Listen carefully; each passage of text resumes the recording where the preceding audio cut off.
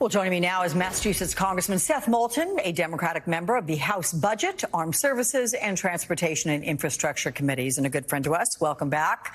So do you expect, Congressman, any of these Republican lawmakers to testify? I'm curious how you see it playing out.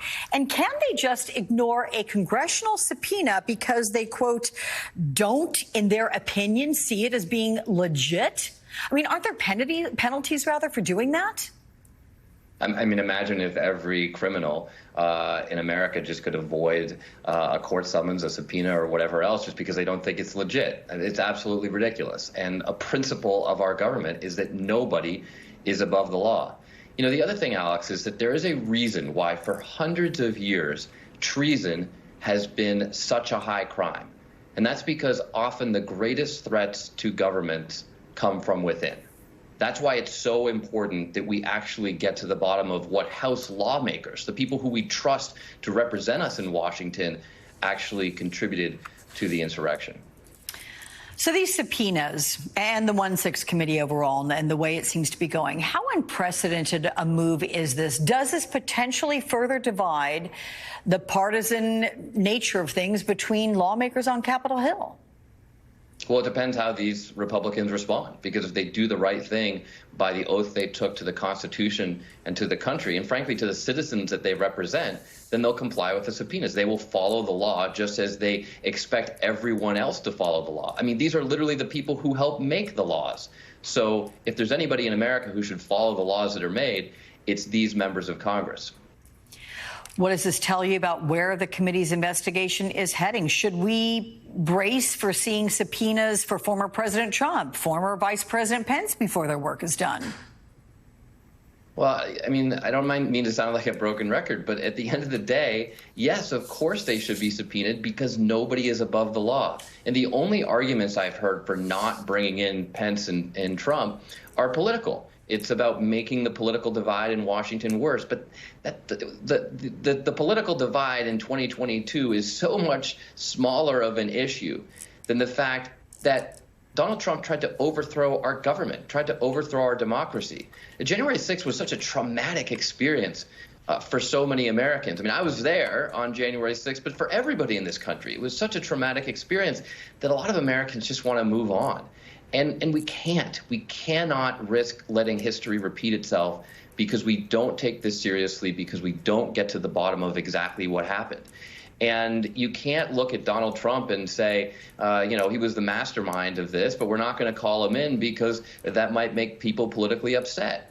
Let's follow the law here, get to the truth, and make sure that this never happens again to our government. Yeah. 100%.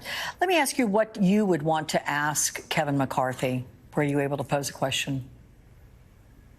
You know, what's amazing to me about Kevin McCarthy is the fact that, as we now know from the audio recordings that have been released, he had this moment of truth. He had this moment where he truly understood about how 24 bad hours. Donald Trump did, right? Yeah.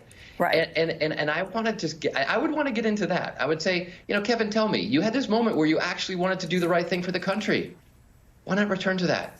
Why not recognize that you have you have an opportunity here to go down in history as someone who has the political courage to stand up to your party, which is completely controlled by one man, and do the right thing for generations of Americans. Why not take that chance and do the right thing for America?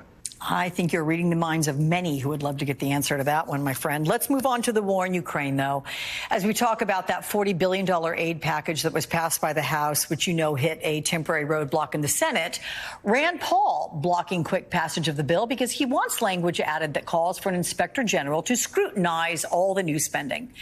Is that an unreasonable request? I mean, should how and where the money is being spent be accountable to Congress?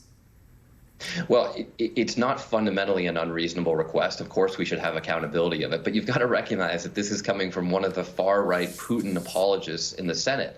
And the consistent criticism that you've heard about this war effort, which has by and large been brilliant on behalf of the Biden administration over the last 2 months, is that they're just not moving quickly enough. This is a criticism you frequently hear from Republicans, that yes, the Biden administration is getting the Ukrainians a lot of support in this fight for freedom, but we wish it were moving more quickly. It's even a criticism that you've heard from some Democrats. And I've criticized the Biden administration, especially early on, for not moving quickly enough. Well, here you have a Republican senator putting the brakes on this massive aid package.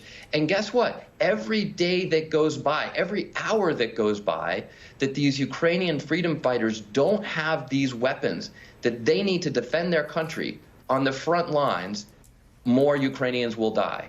So what Rand Paul is doing right now is condemning more Ukrainians to their deaths with this bureaucratic holdup. Okay. Representative Seth Moulton, thank you so much for your insights. Much appreciated.